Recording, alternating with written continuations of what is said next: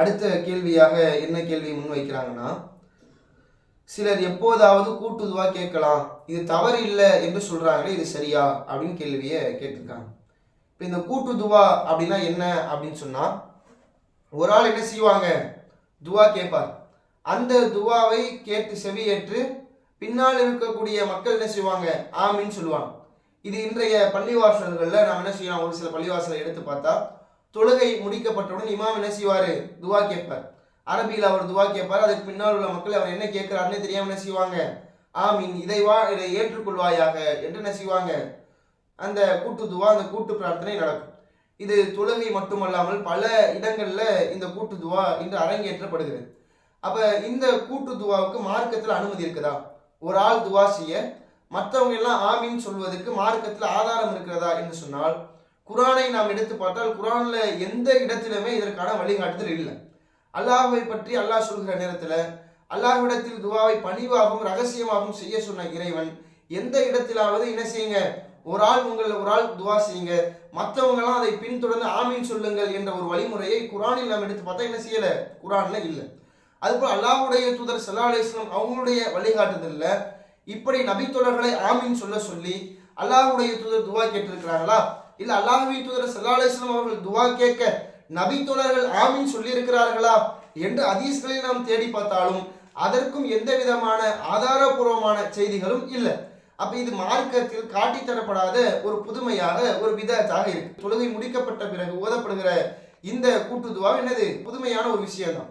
ஏன்னா அல்லாஹ்வின் தூதர் ஸல்லல்லாஹு அலைஹி வஸல்லம் அவங்க மிஅராஜ் பயணத்துக்கு பிறகுதான் தொழுகை கடமையாக்கப்படுது. அப்படி தொழுகை கடமையாக்கப்பட்டதுன்னு மரணிக்கிற வரை தன் வாழ்க்கையில் தொழுகையை நபிகள் நாயகம் ஸல்லல்லாஹு அலைஹி வஸல்லம் பேணி தொழுதார். அப்படி தொழுத நேரத்துல எப்போதாவது அல்லாஹ்வுடைய தூதர் இப்படி துவா கேட்டு பின்னால் இருக்கக்கூடிய நபித்தோழர்கள் ஆமீன் சொன்னார்களா என்று நாம் தேடி பார்த்தால் ஆதாரபூர்வமான எந்த விதமான செய்தி கிடைக்காது. எப்படி நபிகள் நாயகம் ஸல்லல்லாஹு அலைஹி வஸல்லம் வழிகாட்டல, எப்படி நபிகள் நாயகம் ஸல்லல்லாஹு அலைஹி வஸல்லம் காலத்துல இருந்தாங்க அப்படின்னு சொன்னா, புகாரில 866வது செய்தியை நம்ம என்ன செய்யலாம் பார்க்கலாம். உம்மு சலமா ரலியல்லாஹு அன்ஹா அவங்க அறிவிக்கிறாங்க, அன்னன் நிசா ஃபி அஹதி ரசூலுல்லாஹி ஸல்லல்லாஹு அலைஹி வஸல்லம், ரசூல் ஸல்லல்லாஹு அலைஹி வஸல்லம் காலத்துல பெண்கள் எப்படி இருந்தாங்கன்னா, அல்லாஹ்வுடைய தூதர் சலாம் சொன்ன உடனேயே பெண்கள் எழுந்து கலைந்து சென்றுவாங்க, ஆண்கள் அதே இடத்துல அமர்ந்திருப்பாங்க. அல்லாஹ்வுடைய தூதர் எழுந்த பிறகு ஆண்களும் கலைந்து விடுவார்கள். அப்ப கூட்டு துவா நபிகள் நாயகம் ஸல்லல்லாஹு அலைஹி வஸல்லம் கேட்டிருந்தா பெண்கள் என்ன செஞ்சிருப்பாங்க, அந்த துவால அமர்ந்திருப்பாங்க, எழுந்து போயிருக்க மாட்டாங்க. ஏன்னா அல்லாஹ்வுடைய தூதர் துவா கேட்க போறாங்க, அந்த துவாக்கு நாமெல்லாம் ஆமீன் சொல்லணும் என்று அமர்ந்திருப்பாங்க. தொழுகை கொடுத்து சலாம் சொன்ன மாத்திரத்திலேயே பெண்கள் என்ன செஞ்சிருவாங்க, எழுந்து கலந்து சென்றுவாங்க. பெண்கள் கூட்டம் கலைந்த உடனேயே அல்லாஹ்வுடைய தூதர் ஸல்லல்லாஹு அலைஹி வஸல்லம் அவங்க தன்னுடைய இமாமத் பண்ண அந்த இடத்திலிருந்து எழுந்துருவார்கள். அல்லாஹ்வின் தூதர் ஸல்லல்லாஹு அலைஹி வஸல்லம் பார்த்து நபித்தோழர்கள் என்ன செய்வாங்க, எழுந்து கலைந்து போவாங்க. அப்ப இதுதான் அல்லாஹ்வின் தூதருடைய காலத்தில் உள்ள வழிமுறையாக இருந்துச்சு.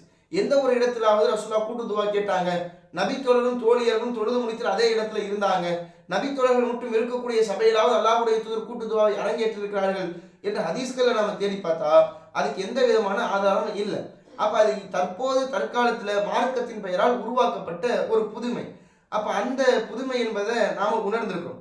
அதைதான் ஒரு சில அறிஞர்கள் என்ன செய்யறாங்க, சொல்றாங்க, தொழுகைக்கு பிறகு இப்படி கூட்டு துவாவதற்கு எந்த விதமான ஆதாரமும் இல்லை, அது அல்லாஹ்வுடைய தூதருடைய காலத்திலும் இல்லை, அது அல்லாஹ்வுடைய தூதர் ஸல்லல்லாஹு அலைஹி வஸல்லம் சொன்ன வழிகாட்டிலும் இல்லை என்பதை என்ன செய்யறாங்க, சொல்றாங்க. ஆனா அவங்க என்ன செய்யறாங்கன்னா, இந்த வழிமுறையெல்லாம் சொல்லிட்டு ஒரு சில நேரங்கள்ல கூட்டு துவா கேட்கலாம், அது முஸ்தஹப், அது விரும்பத்தக்க ஒரு செயல் என்று என்ன செய்யறாங்க, சொல்றாங்க. அவங்க ஆதாரமாக எதை வைக்கிறாங்கன்னு சொன்னா, மலை தொழுகையில் என்ன செஞ்சிருக்கோம், கூட்டா துவா கேட்கிறாங்க, அது போல மலை தொழுகை கூட்டாக துவா கேட்பதுக்கு ஒரு ஆதாரம், அது போல குன்னூத் துவாவை நாம் கூட்டாக துவா நபிகள் நாயகம் ஸல்லல்லாஹு அலைஹி வஸல்லம் கேட்டிருக்கிறாங்க. அப்ப இந்த ரெண்டு அடிப்படையை வைத்து கூட்டாக எப்போதாவது துவா கேட்பது தவறு இல்லை என்று சொல்றாங்க. இன்னும் மலை தொழுகை எடுத்து பாருங்களேன், மலை தொழுகையில இமாம் என்ன செய்வாரு, துவா கேட்பாரு. அப்படி துவா கேட்கிற நேரத்தில் பின்னால் இருக்கக்கூடிய அந்த மக்கள் எல்லாம் ஆமீன் என்று அந்த இமாமுடைய துவாவை ஏற்றுக்கோங்க அப்படின்னு சொல்லுவோமா? அப்படிப்பட்ட ஒரு வழிகாட்டுதல் அல்லாஹ்வின் தூதர் ஸல்லல்லாஹு அலைஹி வஸல்லம் இல்ல. என்ன வழிகாட்டுதல், இமாமும் துவா கேட்பார், பின்பற்றி தொழக்கூடிய மக்களும் தனித்தனியாக இறைவா எங்களுக்கு மழையை தா என்று அல்லாஹ்வின் தூதர் ஸல்லல்லாஹு அலைஹி வஸல்லம் கற்றுத் தந்த அந்த துவாவை கேட்பார். அதே போல குன்னூத் துவாவும் அல்லாஹ்வுடைய தூதர் என்ன செஞ்சாங்க, ஒரு மாத காலம் துவா செஞ்சாங்க. 70 காரிகளை கொன்ற அந்த வேளையில ஒரு மாதம் குன்னத் எதிரிகளுக்கு எதிராக பிரார்த்தனை செஞ்சாங்க. இது மார்க்கத்துல காட்டித்தரப்பட்ட ஒரு வழிமுறை. நமக்கு ஏதாவது ஒரு பாதிப்பு ஏற்படுகிறது, எதிரிகளால் நாம் தாக்கப்படுகிறோம், எதிரிகளால் ஏராளமான துன்பத்துக்கு உள்ளாக்கப்படுகிறோம் என்று சொன்னால் அவங்களுக்கு எதிராக தொழுகை என்ன செய்யலாம், சமியல்லாஹு லிமன் ஹமீதா சொன்ன பிறகு குன்னத் ஓதலாம். இதுக்கு பேர் என்னது? குன்னத் நாசிலா என்று சோதனை கால பிரார்த்தனை. இந்த சோதனை கால பிரார்த்தனை செய்யும் போது கூட அல்லாஹ்வுடைய தூதர் செய்யல, இப்படி ஆமீன் சொல்லுகிற வழிமுறையை சொல்லித்தரல். எப்படி ஒவ்வொருத்தரும் தனித்தனி முறையில என்ன செய்வாங்க? இமாம் அவர் தனியா பிரார்த்தனை செய்வார், இமாமை பின்பற்றி தொழக்கூடிய மக்கள் என்ன செய்வாங்க? தனியாக பிரார்த்தனை செய்வார். அப்ப ஆமீன் சொன்னதாக ஒரு சில ஹதீஸ்கள்ல இருக்கு. ஆனால் இந்த செய்தி ஆதாரபூர்வமான செய்தியா என்றால் இது ஆதாரபூர்வமான செய்தி கிடையாது.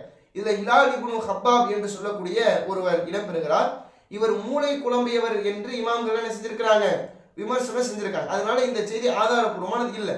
அப்ப ஆதாரபூர்வமான செய்தி என்னன்னா, அல்லாஹ்வுடைய தூதர் ஸல்லல்லாஹு அலைஹி வஸல்லம் அவங்க துவா செஞ்சிருக்காங்க. அவங்களை பின்பற்றி தொழுத அந்த நபி தோழர்கள் செஞ்சிருக்காங்க, தனியாக தான் துவா செஞ்சிருக்காங்களே தவிர கூட்டாக சேர்ந்து அவங்க துவா செய்ய மற்றவங்க ஆமீன் சொல்கிற நிகழ்வு அல்லாஹ்வின் தூதர் ஸல்லல்லாஹு அலைஹி வஸல்லம் செய்யல, நடக்கல என்பதை நம்ம கவனத்துல வைக்கணும். அப்ப இந்த ஆதாரங்களை வைத்து எப்போதாவது துவா செய்யலாமா என்றால், இப்படி மலை துலகையும் அதே போல குன்னூத் துவாவும் என்ன கிடையாது, ஒரு ஆதாரமாக இல்லை என்பதை நம்ம என்ன செய்யணும்? கவனத்துல வைத்துக் கொள்ள வேண்டும். அது போல அவங்க இன்னும் சொல்றாங்க, அகமது இமாம்கிட்ட இந்த கூட்டு துவா சம்பந்தமா கேட்கப்படுது. அப்ப அகமது இமாம் என்ன சொல்றாங்க அப்படின்னு சொன்னா, அவங்க என்ன சொல்றாங்க? மக்கள் வேண்டுமென்றே ஒன்று கூடாம ஒரு யதார்த்தமா ஒரு இடத்துல ஒன்று கூடிட்டாங்க. அப்படி கூடுன நேரத்துல அவங்க துவா செய்தா அதுல எந்த ஒரு தவறும் இல்லை அப்படின்னு அகமது இமாம் சொல்லி இருக்கிறாங்க அப்படின்னு சொல்லி என்ன செய்யறாங்க? இப்ப தற்காலத்துல உள்ள ஒரு சில அறிஞர்கள்லாம் இமாம்களுடைய கூற்று எடுத்து வச்சு காட்டி அப்ப கூட்டு துவா கேட்கலாம்னு சொல்றாங்க. அப்ப மார்க்க சட்டங்களை பொறுத்த வரைக்கும் அது அல்லாஹ்வுடைய தூதர் ஸல்லல்லாஹு அலைஹி வஸல்லம் அவங்க நமக்கு சொல்லி தந்திருக்கும். அவங்க சொல்லி தராம, அவங்க காட்டி தராம மார்க்கத்தில் எந்த ஒன்றையும் புதிதாக நுழைக்க கூடாது. அப்படி நுழைத்தால் அது என்னது? அதுதான் பிதஅத். வகுல்லு பிதஅத்தின் தலாலா, ஒவ்வொரு புதுமையும் வழிகேடு. வகுல்லு தலாலத்தின் ஃபின்னார், ஒவ்வொரு வழிகேடும் நம்மை நரகத்தில் கொண்டு போய் சேர்க்கும் என்று அல்லாஹ்வுடைய தூதர் ஸல்லல்லாஹு அலைஹி வஸல்லம் செய்றாங்க, எச்சரிக்கை செய்றாங்க. அப்ப இதை கவனத்தில் வைத்து இமாம்களுடைய கூற்றாகவே இருந்தாலும் நபிகள் நாயகம் ஸல்லல்லாஹு அலைஹி வஸல்லம் அதை செய்யல, அதை வழிகாட்டல என்கின்ற பொழுது நாம் என்ன செய்யலாம்? எப்போதாவது அதை செய்யலாம் என்றால் எப்போதும் செய்வது என்னது? தவறுதான். சில நேரங்களில் அதை கேட்கலாம் என்று நாம் என்ன செய்ய முடியாது? சொல்ல முடியாது. எந்த ஒரு நேரத்திலும் அல்லாஹ்வுடைய தூதர் தன் தோழர்களை எல்லாம் அழைத்து நீங்க ஆமீன் சொல்லுங்க, நான் துவா கேட்கிறேன் என்று அல்லாஹ்வுடைய தூதர் தன்னுடைய வாழ்க்கையில் வளமையாகவும் வைத்திருக்கவில்லை. அதே போன்று ஒரு சில நேரங்களில் இப்படி செய்ததாக அவங்களுடைய வாழ்க்கையில் ஆதாரம் இருக்குதா என்றால் அதற்கும் என்ன இல்லை, ஆதாரம் இல்லை என்ற அடிப்படையில கூட்டு துவா என்பது மார்க்கத்தின் பெயரால் புதிதாக உருவாக்கப்பட்டது என்பதை கவனத்தில் வைத்து, புதிதாக உருவாக்கப்பட்ட ஒவ்வொன்றுமே வழிகேடு என்பதையும் கவனத்தில் வைத்து, அந்த வழிகேடுகள் நம்மை நரகத்தில் தான் கொண்டு போய் சேர்க்கும் என்பதையும் கவனத்தில் வைத்து, புதுமைகளை எல்லாம் அப்புறப்படுத்திவிட்டு அல்லாஹும் அல்லாஹ்வுடைய தூதரும் சொன்ன அடிப்படையில் தான் அல்லாஹ்விடத்தில் நாம் துவா செய்ய வேண்டும், நாம் அல்லாஹ்விடத்தில் பிரார்த்திக்க வேண்டும். அல்லாஹ்வுடைய தூதர் காட்டி தராத ஒரு சில புதுமைகளை எப்போதாவது செய்யலாமா என்றால் அதுக்கு என்ன கிடையாது? மார்க்கத்தில் அனுமதி. ரசூலுல்லாஹ் அதை செய்யவே இல்லை, ரசூலுல்லாஹ் அதுக்கு வழியே காட்டல அப்படின்னும் பொழுது அதை நாம் எந்த ஒரு நேரத்திலும் செஞ்சிடக்கூடாது என்பதை நம்முடைய சமூகம் கவனத்தில் வைக்கணும். கூட்டு துவா என்றாவது செய்யலாம் என்று சொல்லி தற்காலத்தில் உள்ள ஒரு சில அறிஞர்கள் பேசுகிறார்கள். அதற்கு எந்த விதமான ஆதாரமும் ஹதீஸ்களில் இல்லை. அல்லாஹ்வுடைய தூதர் எந்த ஒரு நேரத்திலும் அல்லாஹ்விடத்தில் இப்படி கூட்டாக பிரார்த்தனை செய்து நபித்தோழர்கள் ஆமீன் சொன்னார்கள் என்று ஆதாரபூர்வமான எந்த ஒரு செய்திகளும் இல்லை. குர்ஆனும் நமக்கு அவ்வாறு வழிகாட்டவில்லை என்பதை கவனத்தில் வைத்து எந்த ஒரு சூழலிலும் இப்படிப்பட்ட கூட்டு துவா என்று சொல்லக்கூடிய ஒரு விதத்தை நாம் அரங்கேற்றிவிடக் கூடாது என்பதை கவனத்தில் வைத்து அல்லாஹ் சொன்ன அடிப்படையில் அவனிடத்தில் பிரார்த்தனை செய்து வாழ்ந்து மரணிக்கக்கூடிய மக்களாக உங்களையும் என்னையும் இறைவனாக்கிய என்று கூறி இந்த நிகழ்ச்சியை முடிவு செய்கிறேன். அஸ்ஸலாமு அலைக்கும் வரஹ்மத்துல்லாஹி வபரகாத்துஹு. இஸ்லாம் மற்றும் சமுதாய செய்திகளை அறிந்து கொள்ள தமிழ்நாடு தௌஹீத் ஜமாஅத் யூடியூப் பக்கத்தை உடனடியாக சப்ஸ்கிரைப் செய்து கொள்ளுங்கள். மேலும் பெல் பட்டனையும் கிளிக் செய்து கொள்ளுங்கள்.